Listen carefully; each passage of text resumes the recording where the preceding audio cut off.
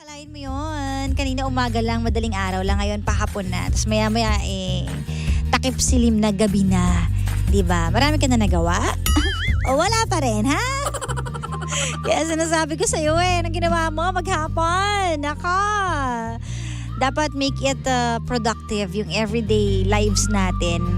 Make it sure na may nagagawa kang magandang bagay or may good deeds ka or productive siya for you. Kasi ang bilis po talaga ng panahon ngayon. Ang bilis ng buhay. Kakwentuhan mo lang, di ba? Maya-maya, wala na pala. Kasama mo lang ngayon, nabukasan, wala na din pala or nasa ospital na. Ganun ganun ang twist of events sa totoong buhay. That's the reality of life na iso-surprise ka talaga at para siyang matatawag na roller coaster, di ba? Roller coaster kasi minsan nasa tuktok ka, biglang bababa na mabilis, pak, biglang iikot na naman, tapos biglang hihinto. Di ba? Ganon. Hay nako, hirap talaga. Sana alam nating lahat kung saan, kailan hihinto o malapit na bang huminto para nakakapag-prepare tayo. Pero we are not always prepared. Kahit naman sa buhay, di ba? Sa paghinto ng buhay, kahit minsan alam mo na may mangyayari talaga or hanggang doon na lang yung buhay ng isang tao, we are never prepared for the pain na nasa puso natin. And speaking of pain, ito yung pain na nararanasan ngayon ni Marie. Si Marie na may asawa at anak. At matagal na pala siyang niloloko ng kanyang asawa. Yung coldness pala ay may ibig sabihin. Kaya noon palang kinakabahan na siya at kinukutuban na siya pero dinededma niya. Na-experience mo na ba yon? Yung may nafe-feel ka ng kutob na kakaiba pero dinededma mo. 'Di ba? Dedma ka. So mahirap yon. 'Di ba? Kasi parang gusto mong i-please yung sarili mo na no, hindi yan, ganyan. Pero meron pala talaga. 'Di ba? So paano nga ba kapag ganyan? Andiyan pa ba si Papa Jackson? Tawagin niyo si Papa Jackson, sabihin niyo. Tinatawag ko siya, 'di ba? So ganun, si Marie gusto niyang i-try na kalimutan na lang at ipaglaban na lang ang family niya. Pero sa totoong buhay, magpapatawad yung iba 'di ba? Alang-alang sa anak. Aminin na natin 'yan. Alang-alang sa anak, tatanggapin mo lahat, lulunukin mo lahat kasi gusto mo meron kang complete family na matatawag. O ito na yung topic natin, 'di ba? Hinihintay mo yung topic. Ito na yung topic. Yes. Topic natin is kahit ba nasasaktan ka na, titiisin mo pa rin ba yun? Magpapatawad ka pa rin ba? O aalis ka na? Kahit ang involve ay asawa at anak. Pamilya. Ano context nito? Si Maria ay may asawa at anak. Oh. Ngayon, nung una kinakabahan na siya, may nafe-feel na siya. So niloko siya. Yes. May mga kutob na siya, dinedma niya, until napatunayan niya sa sarili niya na matagal na pala siyang niloloko. Pero ngayon, parang hindi niya kayang harapin. Kasi ang So hindi alam ng mister na alam niya? Hindi pa. Oh. So ang iniisip niya kasi, parang ayaw niya makapaghiwalay kasi gusto niya na complete family at gusto niya may tatay yung anak niya. Yun. So ano ba ang gagawin niya? Well, let us not talk as if she's the only one who's going to make a decision kung yung pala yung premise nito. The first thing to do is to tell the husband that she knows. Yan. Diba? And then they can have a dialogue. Kasi baka mamaya inaantay lang din ng lalaki malaman para maghiwalay sila ng tuluyan. So it becomes both of their decisions. O di naman kaya, diba? There's something that the guy can tell her na kahit maghiwalay sila will change, anong pangalan? Marie. Marie, di ba? Going to change Marie, di ba? That if he falls in love the next time, meron siya natutunan. Mm-hmm. So, the first thing is to tell the person na, alam ko niloloko mo ako. Alam mo minsan may mga taong hindi nila kayang sabihin yun. But that's, aware sila. Yeah, but that's that's what it's going to take True. Oo, kailangan mo sabihin na alam kong niloloko mo ako. You have to do that. Kasi Otherwise, di ba? Otherwise, you are going to make a decision and later on regret some parts that you did not take when you could have done it. Yes, perfect. Oh, di ba? Perfect. Pero totoo yan. Pero yung iba kasing tao, kaya hindi nila kayang sabihin, hindi nila kayang harapin yung katotohanan na niloloko mo ba ako tapos sasagot, oo. In Hindi denial nila kaya, sila. Oo, parang To confirm na mas mabalidate okay yung na lang na hinala. hindi nila alam or hindi confirmed kesa yung sasabihin na harap-harapan sa kanila. Kasi masakit naman talaga yun. Oo nga, pero Lolokohin ka. alam mo na eh, ano bang gagawin mo doon, di ba? Oo, nakita mo na eh. Nakita kung- niya kasi. Ay, kung confirm naman, ano pang inaantay mo? Di confirm mo na ng tuluyan sa mismong taong gumawa ng kasalanan. Oo. Sabi niya nakita raw niya kasama ng maganda at sexing babae. Mali mo, inaanak lang naman yun. Nagyayakapan, inaanak. Eh, may mga ninong na malambing sa inaanak talaga yan Ganon? eh. Oo, Talaga? Ay, ikaw nga parang inaanak ang turing ko sa'yo eh. Ha? Tapos madalas nakakalimutan yung anniversary, late na umuuwi. So marami na talagang signs. Dahil yung mga nakakalimutan Dinededman niya naman, lang. hindi naman sign ng pagluloko yan. Sign lang ng minsan mga lalaki talaga. Ito. Nakakalimutan. Hindi naman para idugtong mo yun doon. Kung nakakalimutan anniversary, Hindi, I'm not ibig saying sabihin, na may nararamdaman na kasi siya. Dati hindi ganon. Kung nag-start kayo sa relasyon na talagang makakalimutin, okay yon. Pero kung nag-start kayo na laging naaalala, tapos lately, Oh, gets ko naman. Pero nagbabago. hindi yun ang idudugtong mo. I mean, you act on what you know. Hindi dahil nakakalimutan yung anniversary and what not, di ba? Eh baka mamaya naman, di ba? Nag-degrade na yung memory. Doon tayo sa nakita mo may kayakap na Grabe naman, inaanak nag-degrade. na maganda. So, ibig sabihin, pag nagbagong isang tao, walang pinanggalingan yon. Hindi. Sinasabi ko lang, it is not tantamount to cheating. Doon Hindi tayo sa naman. nakita niya But, na may kayakap na inaanak. Oo nga, pero ang sinasabi ko, kasi nafe-feel niya na noon pa until nangyari yung nakita niya. Kumbaga sunod-sunod yung events. Kaya parang lalo niya Yun yun. na-confirm. Kumbaga factor na lang yon. Oo, Dumagdag kasama na lang. siya. Sa So mga nakalimutan pagdududa. anniversary, nakita may kayakap na magandang inaanak tsaka sexy. At saka ganun. laging lasing umuwi. Ah. Oh, 'di ba? Madaming signs. Nakakatuwa tong si Marina. Araw-gabi. Parang walang bibig, no? Hindi makausap. Kala ko ano sabihin. Hindi yun ang point eh. Ano? Ang point kasi, your sender bluntly told you na alam niya. So then go ahead and ask your husband. Alam ko niloloko mo ako. Diba? Kahit pala tanghaling umihikab ka. Hindi lang pala pag-programa natin ng Friday ng gabi. No? Kasi Kala ko Friday ayun lang. exclusive lang yun. Kasi puyat ako kagabi. Diba? Ba't ka puyat? Ha? Ba't ka puyat? 3 a.m. na kasi ako nakatulog kagabi. May nakipagkwentuhan sa'yo. Kaya napuyat ako. Kaya hikab ako ngayon. So, ayun. So, but anyways, if ever man na mag-usap kayo at hihingin na ng pagkakataon na mag-decide ka, ba't ka hihikab? Ba't umihikab ka? Ba't kayo pigilan mo lumaki ilong mo? Hindi ako umihikab, baliw. Lumaki yung butas eh. Malaki talaga ilong ko. Okay na ba? Hindi yung butas, lumaki. Pinigilan mo yung hikab mo, no? Tigilan mo, ikaw yung expert yan ako. Umamin ka nga. Hindi ka umaamin. Hindi ko naalala umikab ako. Ngayon lang, oh. Wala. Ganon. Wala. Okay, sige. Okay. So, we're back. So, if ever man dumating ang time na mag-usap kayo, at sana mangyari talaga yon para mailabas mo din yung nararamdaman mo. And you have to decide. Yan kasi ang pinakamahirap na part na sa decision making. Lalo na kapag may involved na anak. Diba? Sasabihin lagi, kasi may anak eh. Hindi natin pwedeng, pero buhay nila yan. Kasi Regardless of what it is. may mga Kausapin tao mo yung naman- mister mo. may mga taong kinakaya yung ganyan eh. I know some people na naitawid yan na alang-alang Kung sa pala ko anak palang payagan, di kausapin mo na lang siya at sabihin mo lang pinapayagan mo siya. na magloko. Kaya mo kausapin. Kausapin mo kasi, you talk to your husband. Tama. Diba? Oo. Ba't may inaanak kang kayakap? Ganon! Inaanak talaga. Kasi baka alam mo ganda, no? Right now kasi, yung meron siya ay mga bagay na yet to be confirmed. Humikab ka na naman Matakip ako. until makausap niya yung mister niya. So, ibig sabihin hindi pa confirm kahit may kayakap. Hindi yun ang point ko eh. O sige na, may kayakap na. Okay. Sige. Sino nga kausapin mo? Yun nga. Yung barangay chairman ninyo? Ano kinalaman ng barangay chairman ninyo? Tama naman talaga. Yun ang first step. Communication is always the key. Yes. Hindi yung may nararamdaman Alam mo, ka, may galit ka, di ba? May galit ka, may nararamdaman ka, tapos ayaw mong kausapin yung tao, binablock mo lang basta.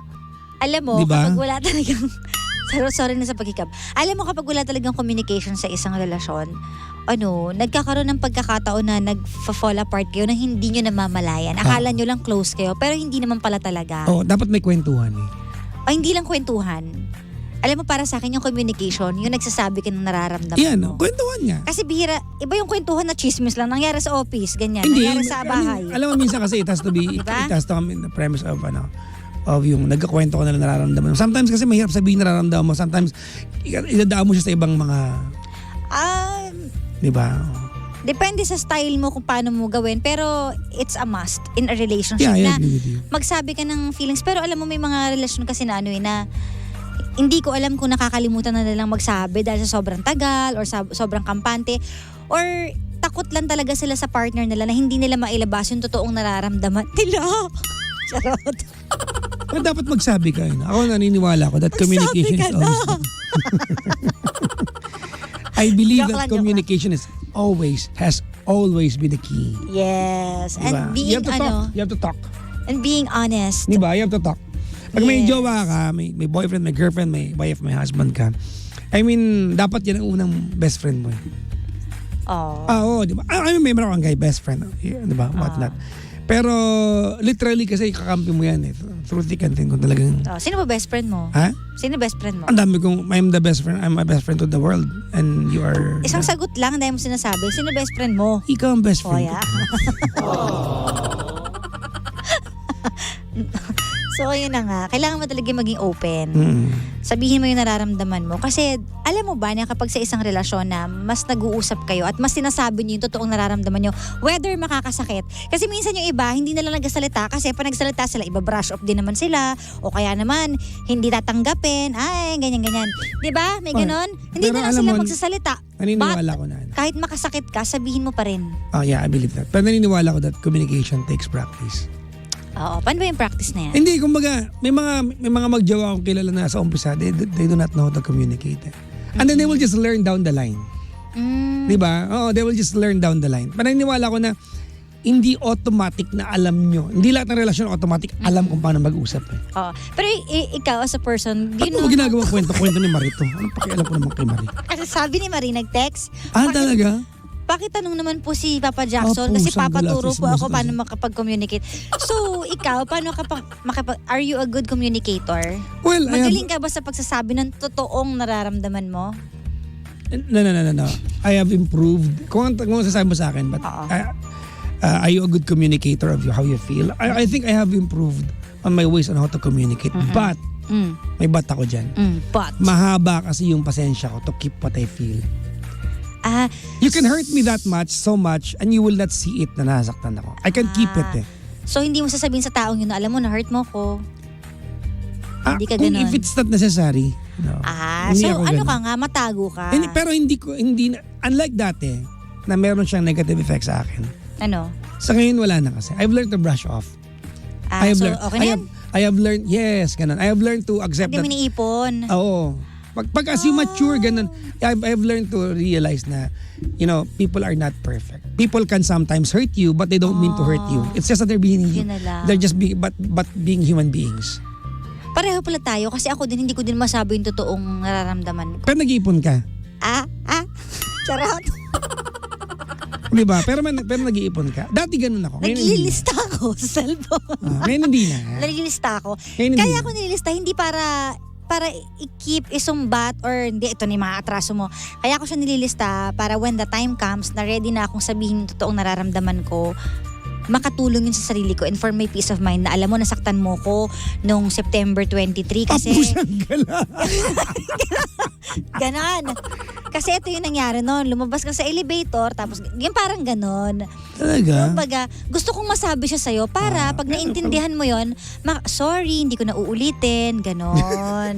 Ganda ako, pero Meron ba akong entry dyan? kadalasan, May entry ba ako dyan? secret.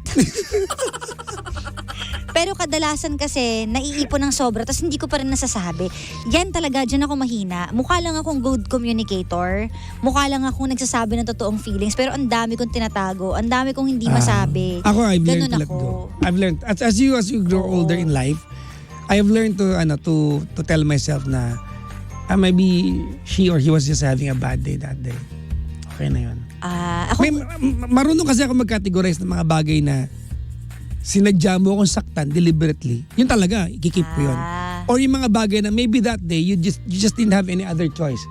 That whatever you do, it is going to hurt me. So, ako nakatingin ako sa ganun. so pag may nakasakit sa'yo, iisipin mo ba na baka kaya lang niya ako nasaktan kasi ganito, ganyan? Yes. Ganun ako. Objective ka? Objective ako sa part yun. Pero, pag halimbawa sinaktan mo ko at alam ko sinadya mo, Yung may ginawa talaga sa'yo Oo, masama. yung deliberate. Ganun talaga. deliberate, Oo. I might not come to a point that masasabi ko sa'yo, Oo. but I will change around you. Halimbawa yung talagang sinadya kang siniraan ka I am talaga, going to yung change. ganun, yung ganung I'm going to level. change. You will not even deserve my reaction after that. Pero pag alam mo at aware ka na, hindi naman niya sinadya, siguro nasaktan niya ako pero hindi naman niya sinadya. Got example. Yun, maintindihan mo yun. Got example. Halimbawa, may usapan tayo. Oh. 8 p.m. Oh. Hindi ka dumating. Oh. Di ba? So, sasama loob ko. Oo. Pero pag isipin ko, wala naman siyang choice. Kahit gusto niya, hindi siya makakarating. Masama pa ba loob ko nun? Di ba? Kasi tanga na lang ako. Ganyan ka talaga? Talaga? Oo. Pag yung mga bagay na hindi sinasadya, hindi ka nagtatampo pa rin? Hindi. Or May reaction lang ako. Ano yung reaction mo? Wala lang.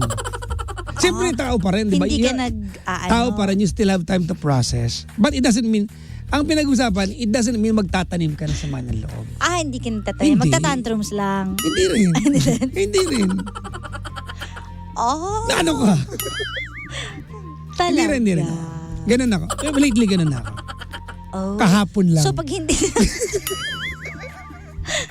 hindi sinasadya, tas nag-sorry, lalambot ka agad? Or magtatantrums ka pa din? Hindi. Lalambot O talaga. magpapahabol ka ganon? Hindi din. Sige. Okay. May ano ba tayo dito? I believe you. Oo nga. Oo. Tama naman yan. Kapag hindi naman talaga kasi sinasadya, wag na kayo tampururot. Kasi hindi naman sinadya Yes. Iba talaga yung deliberately done. Sa bagay, yung sinadya mo. That is always, tawag nito, worthy of a reaction. Oo. Halimbawa, hindi ko sinadyang itago sa'yo na galing pala ako sa royal family. Yan na naman tayo sa kwento natin. Kaya na tayo na po kagabi. Halimbawa nga Sabi ni Kara kagabi mga pangga, paano kung hindi ako totoong pagkatao ko? Sabi ko, ano yun? Paano kung member ako ng royal family? Sabi ko, tapos naghihirap tayong dalawa?